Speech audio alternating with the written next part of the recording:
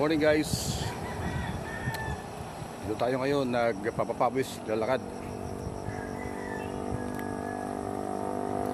Masarap dito maglakad kasi walang ganong sakyan.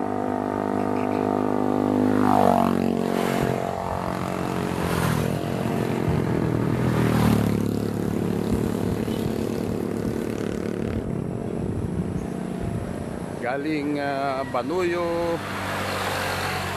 ikot ako ng Mercedes papunta dito sa Buhiawon. So malayo yung lakarin to. At kung gaganahan pa ako, diretso ako guys ng Haklagan Beach.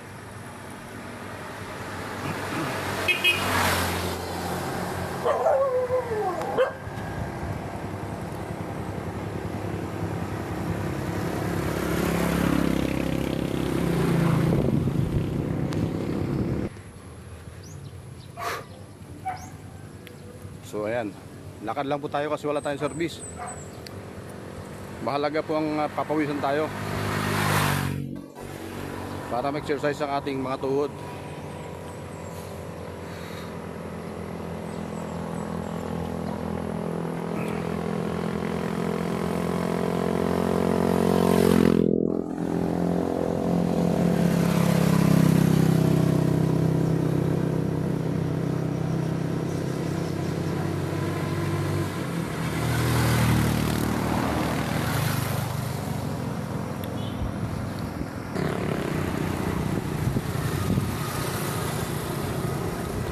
So malapit na po tayo sa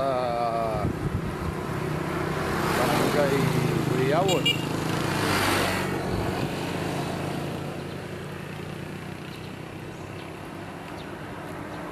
Malapit na po tayo at yung sinasabing tirahan ng Engkanto si San Brian. So malapit na po tayo mga guys. Ayan po yung eskwelahan ng Buhiawon, Niño de Jesus Elementary School.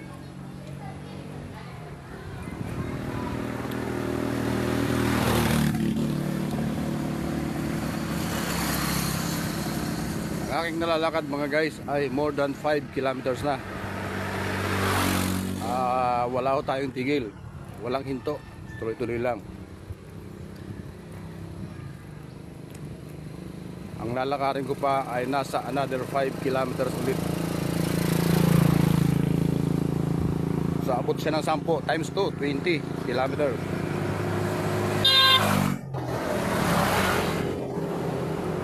Mga mabibilis ang sasakyan dito.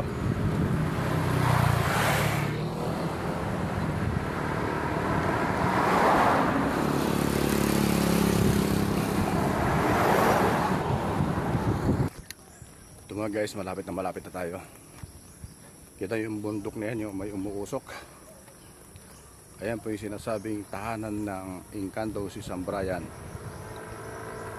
Napalaking bato po yan, kasing laki po, mas malaki pa. Mas malaki pang triple sa SM. Kung gaano kalaki ang SM building, kahit apatin pa o sampuin na. Ayan po yan. Malapit na tayo guys. Ayan na guys, palusok na tayo.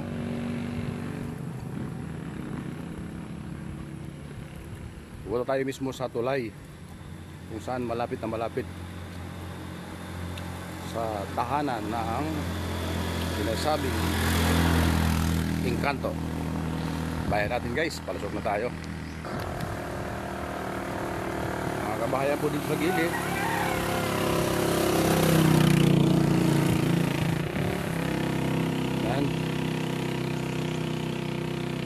Ganitong lugar tahimik. Ayan, agad ako yan dyan, mga bangka.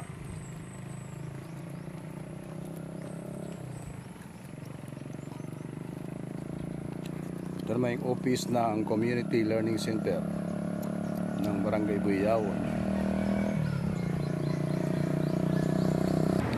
So guys, nandito na po tayo sa area. Ayan o. So silong muna tayo dahil mainit. So ito po yung covered court ng Barangay Buhiawon. Napakaganda po. Tabing ano lang po ito, tabing dagat. Ayan o.